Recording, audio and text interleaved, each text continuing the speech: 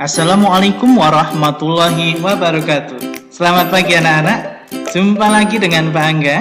Pada kesempatan kali ini kita akan belajar tema yang baru, yaitu tema ketiga tentang makanan sehat. Subtema pertama, pembelajaran 1. Muatan yang akan kita pelajari pada hari ini adalah muatan bahasa Indonesia tentang kata kunci iklan dan muatan IPA tentang sistem pencernaan hewan ruminansia. Anak-anak, pernahkah kalian memakan makanan sehat seperti pada gambar di samping? Ya, makanan sehat tersebut terdiri dari buah-buahan dan sayuran. Apakah kamu tahu contoh makanan sehat? Untuk mengetahui lebih lanjut, mari disimak pembelajaran berikut. Menu 4 sehat 5 sempurna. Apa kriteria dari makanan sehat? Makanan yang sehat adalah makanan yang memenuhi kriteria gizi seimbang 4 sehat 5 sempurna, yang terdiri dari makanan pokok, lauk pokok, sayur, buah-buahan, dan susu. Adapun kandungan gizi pada makanan sehat mencangkup karbohidrat, protein, vitamin, mineral, kalsium, fosfor, dan lemak. Makanan sehat penting bagi tubuh kita. Oleh karena itu, banyak iklan yang dapat kita temui di tempat-tempat umum tentang makanan sehat.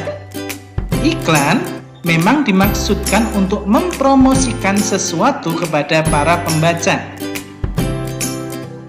Kalimat-kalimat yang umum digunakan dalam bahasa iklan adalah kalimat yang menarik atau kalimat yang mengajak pembacanya untuk mengikuti apa yang disampaikan oleh si pembuat iklan. Coba perhatikan kalimat-kalimat pada iklan tersebut. Yang pertama, makanan sehat dan bergizi, solusi untuk hidup sehat dan awet muda. Yang kedua, makanan sehat dan bergizi penting untuk pertumbuhan otak anak Anda. Yang ketiga, cintai jantung Anda, konsumsi sayur dan buah segar, manfaat prima dengan rasa yang dahsyat. Apakah menurut kalian ada kata-kata yang penting atau mewakili keseluruhan bacaan pada iklan tersebut? Ya, tentu saja ada kata-kata yang penting, yaitu tentang pentingnya makanan sehat. Kata-kata yang penting itu bisa kita sebut sebagai kata kunci. Kata kunci adalah kata atau konsep dengan keistimewaan, yang berarti kata apapun yang digunakan sebagai kunci atau kode dan digunakan untuk menghubungkan ke kata lain atau informasi lain. Ciri-ciri kata kunci adalah 1. Terdiri dari 1 atau 2 kata yang membentuk frase kata.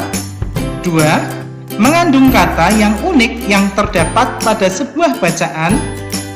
Dan yang terakhir, mewakili sebagian besar topik atau bacaan iklan. Anak-anak, pasti kalian sudah familiar dengan gambar itu. Ya, itu adalah gambar segelas susu. Penyempurna makanan sehat adalah susu. Seperti kita ketahui, susu umumnya dihasilkan oleh sapi. Apa yang dimakan oleh sapi hingga dapat menghasilkan susu? Ayo, kita simak. Sistem pencernaan pada sapi. Sapi termasuk dalam kelompok hewan ruminansia. Hewan ruminansia adalah kelompok hewan mamalia yang biasa memamah atau memakan 2 kali dan dikenal dengan hewan memamah biak.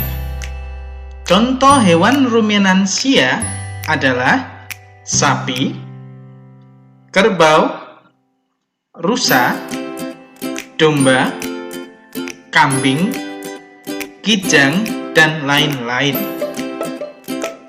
Pada sapi, Makanan seperti rumput pertama kali masuk ke dalam mulut sapi.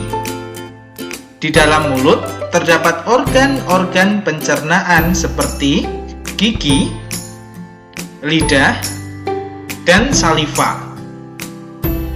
Saliva merupakan cairan atau enzim khusus yang dihasilkan oleh kelenjar khusus pada sapi yang kemudian disalurkan ke dalam rongga mulut. Setelah itu, makanan masuk ke dalam perut atau lambung sapi.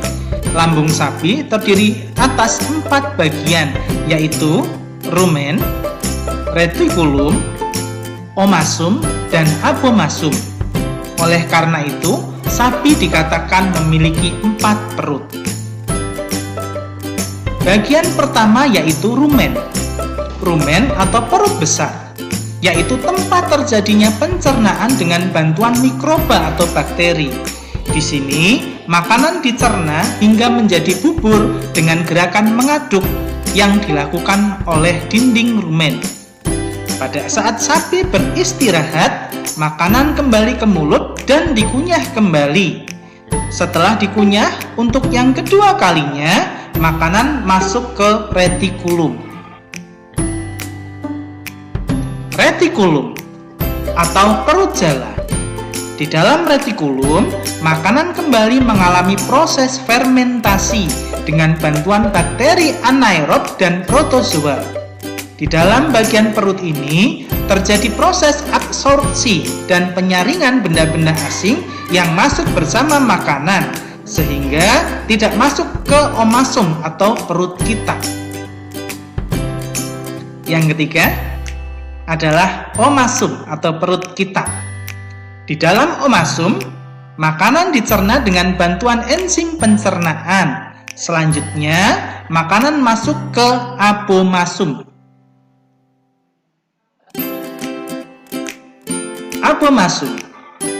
Abomasum atau perut masam. Perut bagian inilah yang sebenarnya disebut dengan lambung. Di sini, makanan dicerna dengan bantuan enzim pencernaan pepsin yang dihasilkan oleh abomasum. Setelah melewati seluruh proses pencernaan makanan di dalam abomasum, makanan bergerak menuju usus halus. Panjang usus halus seekor sapi dewasa dapat mencapai 40 meter. Di dalam usus halus terjadi proses absorpsi dan fermentasi. Selanjutnya, sisa-sisa makanan akan dikeluarkan melalui anus. Untuk lebih jelasnya, silahkan disimak proses terjadinya pencernaan pada sapi. Yang pertama, rumput dikunyah di mulut. Kemudian dari mulut masuk ke esofagus. Dari esofagus kemudian masuk ke rumen atau perut besar. Di sini terjadi proses pencernaan makanan dengan bantuan mikroba atau bakteri. Setelah masuk ke rumen atau perut besar, kemudian makanan dikeluarkan lagi dan menuju ke mulut. Di sini terjadi proses pengunyahan yang kedua kalinya hingga makanan itu lebih sempurna. Setelah itu, makanan masuk ke retikulum. Di sini terjadi proses fermentasi makanan oleh bakteri anaerob dan protozoa. Selanjutnya, makanan masuk ke omasum dan masuk ke abomasum. Di abomasum, makanan dicerna dengan bantuan enzim pepsin. Setelah itu masuk ke usus dan hingga akhirnya keluar melalui anus. Nah, anak-anak, sekarang kita masuk ke bagian paling akhir dari pembelajaran kali ini. Silahkan disimak tugas untuk pembelajaran hari ini. Yang pertama, tuliskan pengertian dari kata kunci pada sebuah iklan. Kedua, sebutkan ciri-ciri kata kunci iklan. 3. Jelaskan yang dimaksud dengan hewan ruminansia. 4. Sebutkan 4 jenis lambung pada sapi. 5. Ceritakan proses pencernaan pada sapi. Silahkan tugasnya dikerjakan, kemudian kirimkan pada bapak atau ibu guru kalian. Oke? Selamat belajar, selamat mengerjakan tugas. Pak Angga akhiri. Wassalamualaikum warahmatullahi wabarakatuh.